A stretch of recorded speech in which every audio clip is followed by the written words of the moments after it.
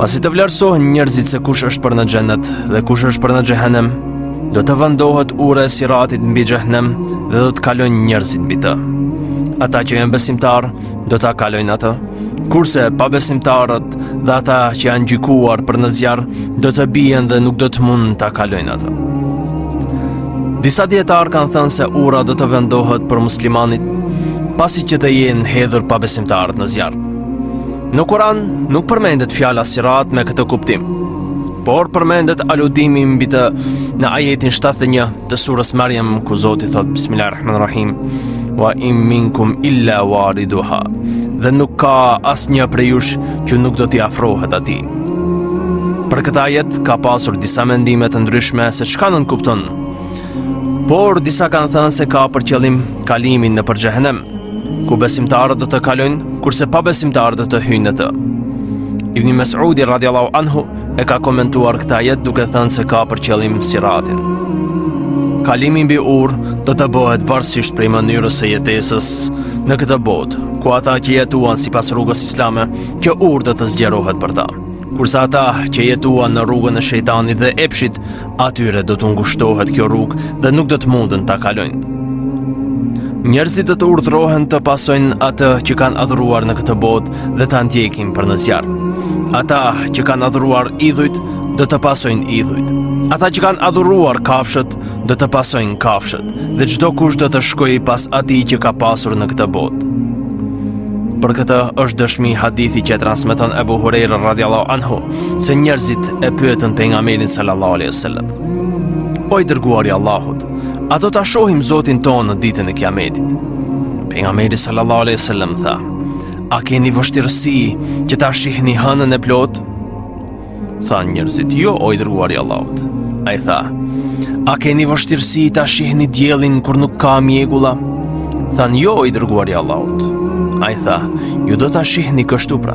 E Allahu do t'i të bëj njerëzit ditën e Kiametit dhe do të thotë: Kush ka adhuruar dika tjetër, le ta ndjek atë.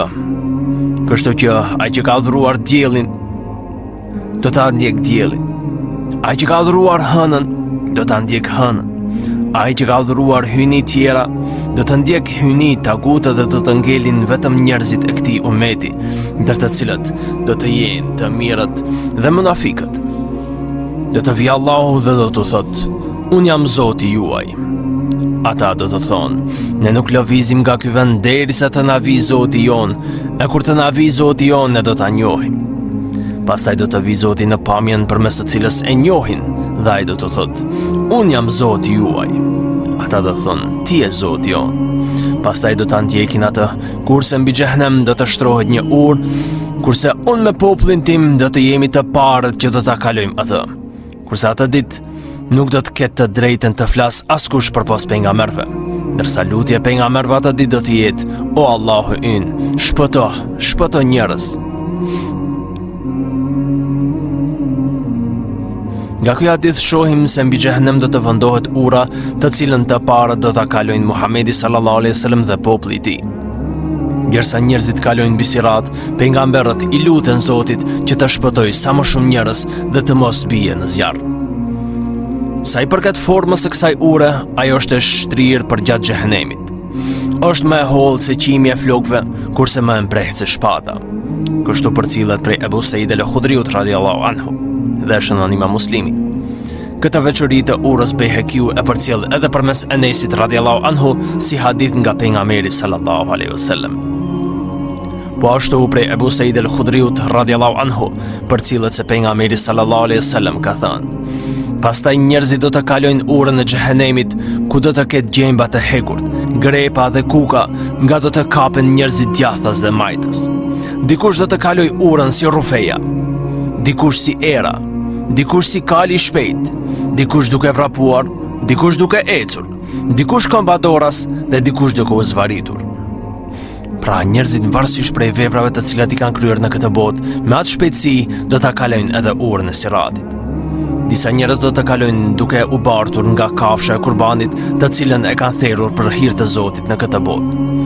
Transmeton Ebu Hurajra radiallahu anhu se pejgamberi sallallahu alaihi wasallam ka thënë: Zgjidhni për kurban kafshën më të bukur dhe të mirë, sepse ajo do t'ju mbajë në urën e siratit. Dietarët e Ehlusunnetit e kanë konfirmuar çështjen e urës së siratit, sa ajo është reale e jo metaforë, por se kanë pasur mendime të ndryshme sa i përket cilësisë së saj. Imam Tahawiu thot: ne besojmë në ringjalljen e të vdekurve, në shpërblimin e veprave në ditën e gjykimit, në rishikimin, në llogarinë, në recitimin e librit, në shpërblimin e ndëshkimin, në urën mbi ferr dhe në peshorën. Pasi të kalojnë muslimanët mbi urën e siratit, Allahu xhaleshanuhu do t'i ndalojë nga hyrja në xhenet, gjersa të mos kthehen të drejtat e njerëzve mes tyre dhe çdo kush të merr hakun e vet. Edhe kjo është pjesë e besimit islam që ngërthen kushti i besimit në botën tjetër. Imam Ebu Hanifja thot: kisasi, marrja e çdëmtimit ndërmjet kundërshtarëve në ditën e gjykimit është hak, është e vërtetë. Nëse ata nuk kanë vepra të mira, atëherë atyre do të shpërndahen veprat e këqija. Kjo është e lejuar dhe e vërtetë, kështu thot Imam Ebu Hanifja në Fikul Ekber. Ky rikthim i të drejtave tek pronarët e tyre do të ndodh pasi të kalohet ura e siratit. Dëshmi për këtë është hadithi që përcillet nga Abu Said al-Khudri radhiyallahu anhu, se pejgamberi sallallahu alaihi wasallam ka thënë: kur besimtarët të shpotojnë nga xhehenemi, ndalohen në një urë në mes xhennetit dhe zjarit dhe hakmeren njëri ndaj tjetrit për padrejtësitë e bëra në këtë botë, derisa të pastrohen dhe të çlirohen, pastaj hyjnë në xhennet. Betohem në atë që shpirti i Muhamedit është në dorën e tij, secili prej tyre e di vendin e tij në xhennet më mirë se sa shtëpinë e tij që kishte në këtë dynja. Nëse njeriu ka ndonjë hak tek tjetri, duhet kërkuar halallëkun para se të na vi vdekja, sepse në botën tjetër nuk ka pasuri materiale për të rikthyer të drejtat tek pronarët e tyre, por se do të merren në vend të tyre sevapet, e nëse nuk ka sevape të mjaftueshme për të shlyer borxhin, atëherë i ngarkohen mëkatet e atyre të cilëve u ka bërë padrejtësi. Transmeton Abu Huraira radhiyallahu anhu se pejgamberi sallallahu alaihi wasallam ka thënë: kush i ka bërë ndonjë padrejtësi ndonjërit prej nderit të tij apo ndonjë gjë tjetër, le t'i kërkoj halallëk për të qysh sot në këtë botë, para se të vijë një ditë ku nuk ka as dinar e as dirhem.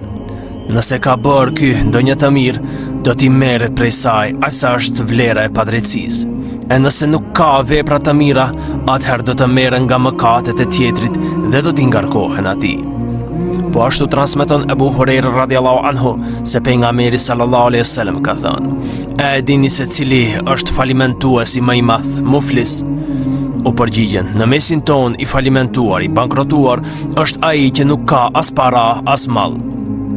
Pejgamberi sallallahu alaihi wasallam tha: i falimentuar në umetin tim është ai i cili në ditën e gjykimit vjen me namaz, agjërim dhe zekat, ndërsa njërin e ka shah, tjetrin e ka përgojuar, prej tjetrit ka vjedhur, dikujt ja ka derdhur gjakun, njërit i ka mshuar, kështu që këtij do t'i jepen prej veprave të tij të mira, por edhe atij prej veprave të mira. Nëse i mungojnë veprat e mira para se t'i laj borxhet, atëherë do të merren mëkatet e dëmtuarve dhe do t'i ngarkohen atij dhe kështu do të hidhet në zjarr. Allahu xhaleshanuhu do të bëj që edhe ndërmjet kafshëve të rikthehet e drejta e çdo njerëz, që çdo kush të sheh se sa është serioze çështja dhe se drejtësia do të jetë absolute e askujt nuk i humbet e drejta. Transmeton Abu Huraira radhiyallahu anhu se pejgamberi sallallahu alaihi wasallam ka thënë: do të kthehet haku te pronari vet, saqë edhe dashi pa brir do të merr hak prej dashit me brir. Por për disa besimtarë të mirë, Allahu xhaleshanuhu do të bëj që të merren vesh në mes tyre, që të falen dhe të hyjnë në xhenet të dy, duke mos u hakmarrë ndaj njëri tjetrit. Transmeton Anas ibn Maliku radhiyallahu anhu, i cili thotë: derisa pejgamberi sallallahu alaihi wasallam ishte ulur në mes nesh, e parë se u buzëqesh saqë ju dukën dhëmbët. E pyeti Umeri radhiyallahu anhu: përse qeshe o i dërguari i Allahut, fliofsha baban dhe nënën për ty? Pejgamberi sallallahu alaihi wasallam tha: dy njerëz nga ummeti im do të ulen në gjunjë para Zotit tim, kështu që njëri prej tyre do të thotë: o Zot, ma kompenzo padrejtësinë të cilën ma ka bërë vllai im. Allahu xhaleshanuhu do t'i thotë kërkuesit: si kërkon të marrësh prej vllait tënd kur atij nuk i ka mbetur asnjë e mirë? Ai do thotë: o Zot, le të merr prej mëkateve të mia. Atëherë sytë e pejgamberit sallallahu alaihi wasallam u mbushën me lot dhe tha: "Atë ditë secili njeri do të dëshironte që të çlirohej nga bara e mëkateve të tij." Pastaj Allahu xhaleshanuhu do t'i thot paditësit: "Ngrite shikimin tënd dhe shikoh kopshtet e xhenetit." Njeriu do të ngrit kokën dhe do të thot: "O Zot, shoh kopshte prej ari dhe pallate prej ari dhe të punuara me diamante. Për cilin prej pejgamberëve, të sinqertëve apo shahidëve është përgatitur kjo?" Tha: "Kjo është përgatitur për atë që mund ta paguaj." Tha: "O Zot, e kush është në gjendje ta paguaj atë?"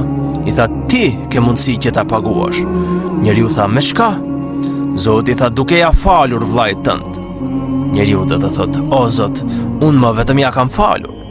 Zoti thot: "Merë vllain tënd për dorë dhe hyni me të në xhenet." Pas kësaj pejgamberi sallallahu alaihi wasallam tha: "Keni frikë Allahun dhe pajtohuni në mes jush, sepse Allahu do t'u shpaguajë muslimanëve." Pasi të kalohet edhe kjo fazë, disa muslimanë që do të meritojnë xhenetin do të kalojnë pranë haudit, kurse disa njerëz do të ndalohen në një vend që gjendet në mes xhehenemit dhe xhenetit që quhet Araf. E ka marrë emrin e tillë shkauku se është vend i ngritur apo i lartë. Por disa thonë se ka marrë këtë emër sepse ata që qëndrojnë aty i njohin banorët që i shohin në xhenet dhe xhehenem. Në këtë vend do të ndalohen ata njerëz të cilët edhe veprat e mira edhe veprat e këqija i kanë të barabarta dhe ata do të ngelin në këtë vend për një periudhë derisa Zoti të gjykojë për ta. Kjo është mendimi i Hudhaifës ibn Mas'udit dhe Ibn Abbasit, Dahakut dhe Sejid bin Xhubeirit radhiyallahu anhuma. Zoti për këtë pjesë shpalli një sure në tërësi dhe e cila mban emrin Surja Araf. Zoti në këtë sure përmend se ata që ndrojnë aty dhe bisedojnë me banorët e xhenetit dhe xhehenemit. Thot Allahu xhaleshanuhu në ajetet 46 deri në ajetin 49 të surës Araf: "E mes atyre dyve, dy grupeve, është një perde. E mbi Araf janë burra që i njohin secilin në xhenet dhe xhehenem me shenjat e tyre. Ata i therrasin banorët e xhenetit. Paqja qoftë mbi ju." Ata të Arafit nuk kanë hyrë në të, por shpresojnë. E kur shkon shikimi i tyre nga ata të xhehenemit thonë: "Zoti ynë, mos na bën neve me mizorët." Ata të Arafit i therrasin do burra që i njohin me shenjat e tyre dhe u thonë: "Çka ju vleti ai grumbullimi juaj dhe ajo që bënit kryelartësi? A këta janë ata për të cilët betohish se nuk ka për t'i përfshirë mëshira e Allahut?" E atyre në mënyrë ironike i përqeshin, kurse besimtarëve u thonë: "Vazhdoni në xhenet, as nuk ka frikë për ju, as nuk keni për të brengosur." Ata të cilët do të shpëtojnë prej kësaj gjendje, do të afrohen afër një kroji i cili është afër dyerve të xhenetit, ujë prej të cilit do të pinë ata që do të hyjnë në xhenet dhe prej saj do të shuhet eqja përgjithmonë. Disa kanë thënë se ky burim është para urës së Siratit. Ky burim njihet si haudi i pejgamberit sallallahu alaihi wasallam. Në Kur'an nuk përmendet ky burim me këtë emër, por se ka përmendur pejgamberi sallallahu alaihi wasallam në për shumë hadithe. Imam Ebu Hanifja thot: "Haudi pejgamberit sallallahu alaihi wasallam është hak." Edhe Imam Tahawiu thot: "Haudi me të cilin Zoti e ka nderuar atë Muhamedit sallallahu alaihi wasallam si lehtësim për ummetin e tij është hak." Pejgamberi sallallahu alaihi wasallam do të qëndrojë tek haudi i tij dhe do të pres besimtarët. Këtë e dëshmon edhe hadithi që e përcjell Abdullah ibn Mas'udi radhiyallahu anhu se pejgamberi sallallahu alaihi wasallam ka thënë: "Unë do t'ju takoj tek haudi." Haudi është lum i cili ka një shtrirje shumë të gjerë, saqë pejgamberi sallallahu alaihi wasallam e përshkroi se arrin sa distanca në mes dy qyteteve të largëta. Transmeton Ibn Omer radhiyallahu anhu se pejgamberi sallallahu alaihi wasallam ka thënë: "Para jush është haudi im, i madh sa largësia në mes Gjerbas dhe Edhruhut, dy qytete në Siri." Po ashtu transmeton Abdullah ibn Amri radhiyallahu anhu se pejgamberi sallallahu alaihi wasallam ka thënë: "Haudi im është aq i madh sa që duhet një muaj për ta kaluar. Uji i tij është më i bardhë se qumshti, ndërsa era e tij është më e këndshme se misku. Gjërsa gotat për të pirë në të janë si yjet në qiell. Kushdo që pi prej tij, atë nuk e kap më asnjëherë etja." Ndërsa në një hadith tjetër, të cilin e transmeton Anas ibn Maliku radhiyallahu anhu, pejgamberi sallallahu alaihi wasallam thot: "Gjerësia e haudit është sa largësia në mes Eiles, qytet në Siri, dhe Sanaas në Yemen, dhe aty ka i brik sa numri i yjeve në qiell." Por disa musliman, pasi të arrinte haudi, do të largohen nga ana e melekëve, shkaku i veprimeve të këqija të cilat i kanë bërë në këtë botë, saqë edhe pejgamberi sallallahu alaihi wasallam do të distancohet prej tyre. Transmeton Enesi radiallahu anhu se pejgamberi sallallahu alaihi wasallam ka thënë: do të sillen tek unë disa njerëz prej shokëve të mi tek haudi. Pasi do t'i njoh, do të largohen prej meje, e unë do të them: shokët e mi? Do të më thuhet: nuk e din ti se çka kanë shpikur pas teje. Në bazë të transmetimeve, shohim se edhe pejgamberët tjerë do të kenë krojet e tyre, kurse pejgamberi sallallahu alaihi wasallam ka shpresuar se do të dallohet prej tyre përmes numrit të madh të konsumuesve. Transmeton Samura bin Jundub radiallahu anhu se pejgamberi sallallahu alaihi wasallam ka thënë: me të vërtetë, secili pejgamber ka haudin e vet, dhe ata do të lavdrohen në mes tyre se kush ka më shumë vizitor. Unë shpresoj se prej gjithë atyre do të kem më së shumti. Pra, ky ujë është jashtë xhenetit, por se burimin prej ku del është nga lumi Kauther, i cili gjendet në brendësi të xhenetit e që është dhuratë speciale për Muhammedin sallallahu alaihi wasallam. Transmeton Anasi radiallahu anhu se pejgamberi sallallahu alaihi wasallam, duke qenë me ta në xhami, pa prit mas dremiti pak dhe pastaj çoi kokën duke buzëqeshur. Ne i tham: o i dërguari i Allahut, çka të shtyhet të buzëqeshësh?